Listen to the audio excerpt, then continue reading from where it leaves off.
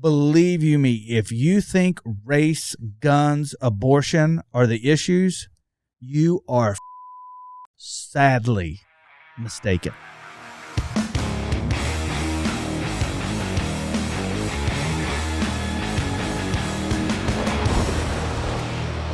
Welcome to another episode of Kosmo Unfiltered. And thank you, Wes, for showing up. You know what? I just can't stay away. Yeah, I appreciate it, brother. You're the man. Not hardly. I do know him, though. You're the man that knows the man. That's right. This is going to be a good one. We get to talk about our biggest regrets in life. Yeah, bring all that pain and disruption right back up. Love to do that. Yep. All the hangovers. The waking up and not knowing where you're at. And who's this 400-pound lady on my arm? Big Shirley. Hey, if this is your first time here, thank you for joining us wherever you are. Social media, Facebook, Instagram, Twitter, YouTube, Shopify, Spotify. Shopify, ShipStation. Yeah, hell, probably on Shopify now. I'm sure they got a freaking app for it. That's true, yeah. We actually do love that you're here. So thank you. You can't tell. No, you can't tell. We're kind of shitheads like that, but that's okay. Yeah, let's just jump right in. I'm butchering the whole intro on this. No, it's great. It's a different vibe for sure, but it is. I think it's going to work. Yeah. I don't regret it yet. This episode's all about regret. Yeah. 50 Shades of Regret. 50 Shades of Regret. Right now. Biggest regret. What's your biggest regret? Oh, I'm kind of working on it right now. Damn, man, you guys are finna have another kid together. You can't be doing that now. No, stop it. Oh, sorry. As a kid, my parents or whatever, I knew early on I had to have a lot of answers. I had to make my own way. I had to be responsible. Nobody was going to save me. You know what I mean? So when I was young, intrinsically, I just knew, I was keenly aware of the risks of everything. So I think what that translated into is I just took responsibility for things earlier than most people do when they're young like that. Which, again, I'm seeing it with rose-colored glasses because, I didn't have to undo a lot of mistakes. I don't have regret in that category. But I do regret not being kind of carefree in a time in my life where I could be. Yeah. You know what I mean? To a certain extent. I'm not saying I wish I would have, done something crazy or what, but, I always had jobs. There's a lot expected of me. I always had, you had your shit together at a pretty young age. But again, I did, but at the same time, I didn't do anything. You didn't do dumb shit. No, I didn't do.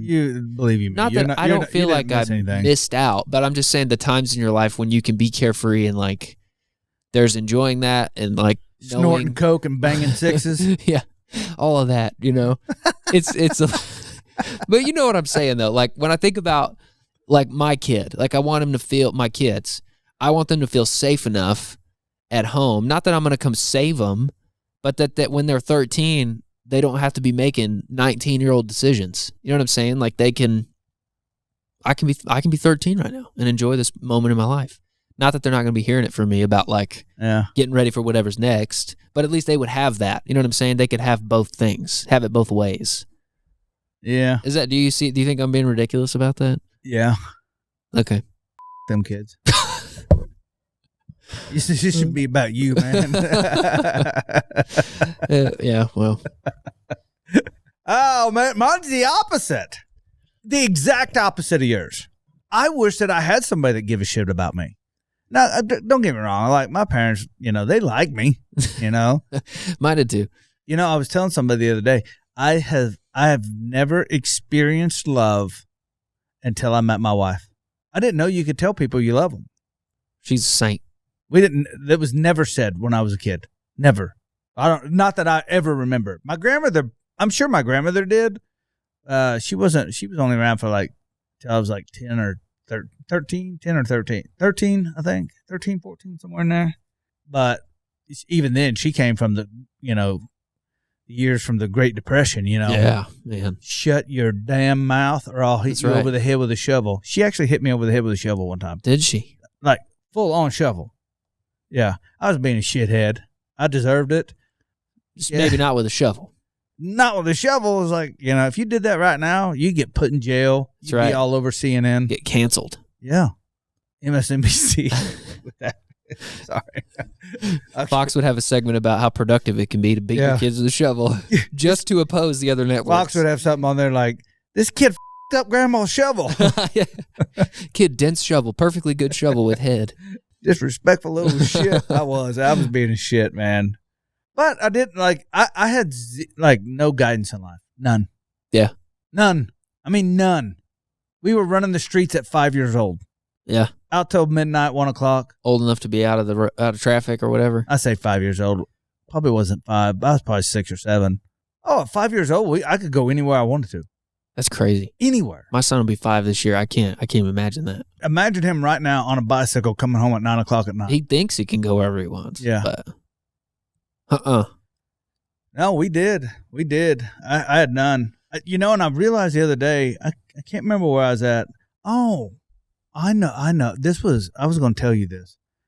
Like, I think everybody that's, been around for a while now knows my story and knows that 48 years old, I found out my dad wasn't my dad. Right. And I've never met my real dad. Don't even, I've heard he was dead, but I don't even know what to believe anymore, So he may be dead. He may be alive, but I have never in my life until I was 50 years old has somebody said to me, good job, son.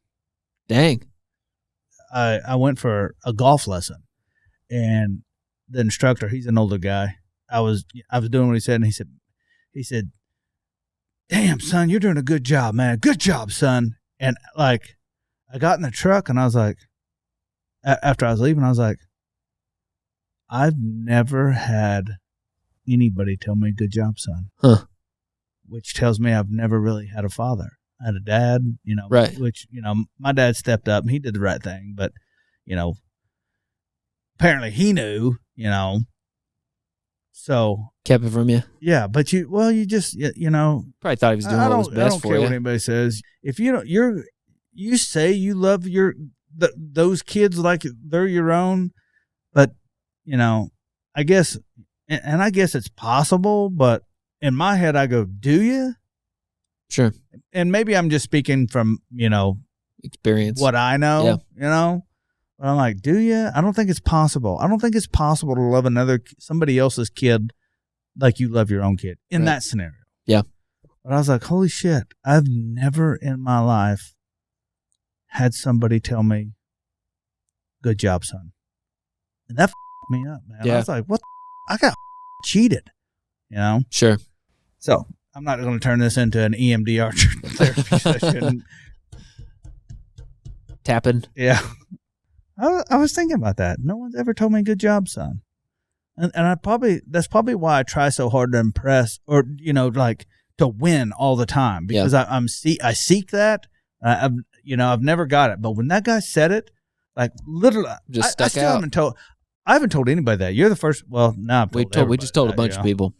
So next time all you see me say good job, son. You're gonna get some random guy. I'll start crying. Good job, Thank you, man. Thank you, Dad. You're my dad now. You're my father. I'll give you all the Playboys back. I stole out of the Hurt Locker. My biggest regret is I'm gonna tell you my regret, and then I'm gonna tell you on the other side of it. My biggest regret is that I didn't come around to being business savvy faster. You made up for lost time, though. I was in my 40s. But then I go, hey, man, the best time to plant a tree was 20 years ago. Next best time is right now, man. Yeah. So quit bitching. Give yourself a little bit of grace and compassion. You figured it out at least. Yeah, you made it. They said 98.7% of people, literally, the entrepreneurs make up under 2%. Really? Yeah. That's crazy. And they say that's why you always see it on the news.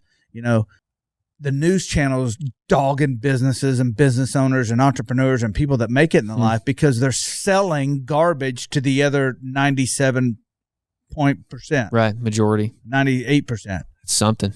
And I was like, yep, they're easy target. But honestly, if the 1.75% of all entrepreneurs told you to off, we would absolutely collapse the U.S. economy. Yeah, there's too many. Too many. Well, I mean, it's too critical, whatever they're doing.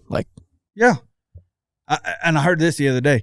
I'm not trying to this is my biggest regret, but I'm kind of taking up for myself right now.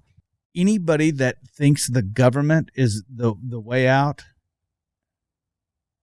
is so sadly mistaken. Yeah.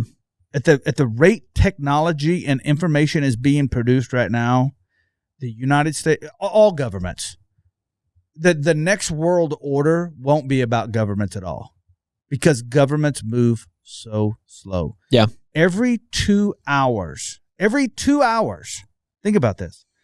Since the beginning of time to, I think it was 2000, the end of 2003, that amount of information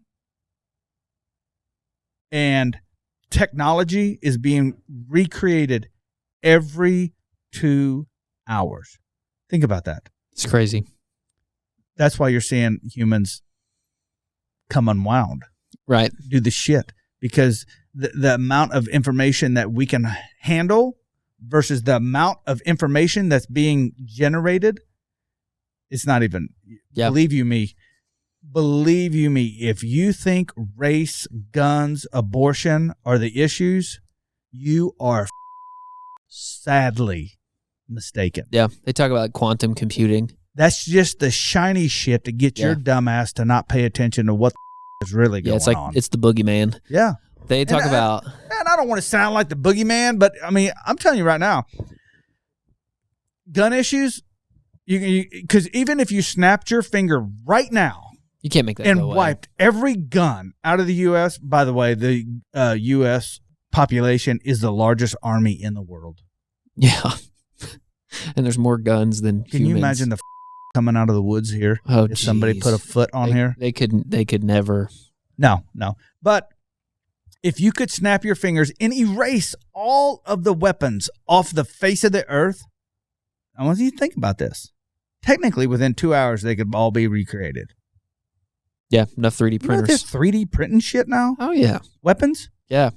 Yep. And I'm not talking like, you know, you can get like a Glock. Your common, everyday, run-of-the-mill gel shank. I'm talking fully automatic weapons. That's crazy.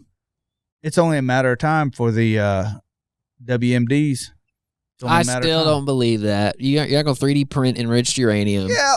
You're not going to keep it in your house. Hold on. I think you're missing the point.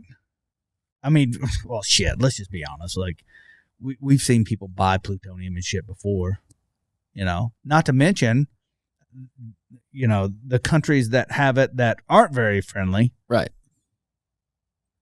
And then all it takes is one of those dudes just to sneak a little bit out, you know. It's totally possible. He's going to keister some and leave the compound. Totally possible. For another day. Yeah. When we do our doomsday episode. Our doomsday, man. Apocalypse. We would have the preppers coming out of the woodwork. Oh, they're just waiting for it. And you better have some beans and rice at the house. I know I do. My biggest regret is I wish that I'd learned more about business earlier. But then I tell myself, like, that wasn't the way it was set up. Yeah. It wasn't the way things unfolded. Wasn't time yet. Be grateful for where you are now. My second biggest regret, and you've heard me say this before, is being on my deathbed, taking my last breath, and having a regret. Yeah. Now, obviously, there's things I wish I'd have done better or different or whatever, but that's probably my biggest regret is not experiencing or doing or taking the step or whatever to not have a regret. Yeah, got to leave it all on the field. Yeah. So when I die, you know, hopefully it's fast, you know, but if it's not, I can go, man, I showed up. I played. Yeah. I played the game. I didn't sit on the sidelines. You know? Yeah. And I'll before we end this, I'll leave everybody with this. Just so you know what happens before you die, I had a Navy SEAL tell me. He said, you think your life flashes before your eyes, but that's not what happens at all. All your regrets do. And I was like, damn, I ain't going to do it. I don't want that. No. I don't want that. So, yeah, we'll end on a high note. We'll end on a high note. Get out there and don't screw it up. So, hey, I want to thank everybody for watching. If you love what we're doing, leave us a comment. Tag us on social media at Kosmo Unfiltered. Share this with a friend, and we'll catch you in the next video. Peace.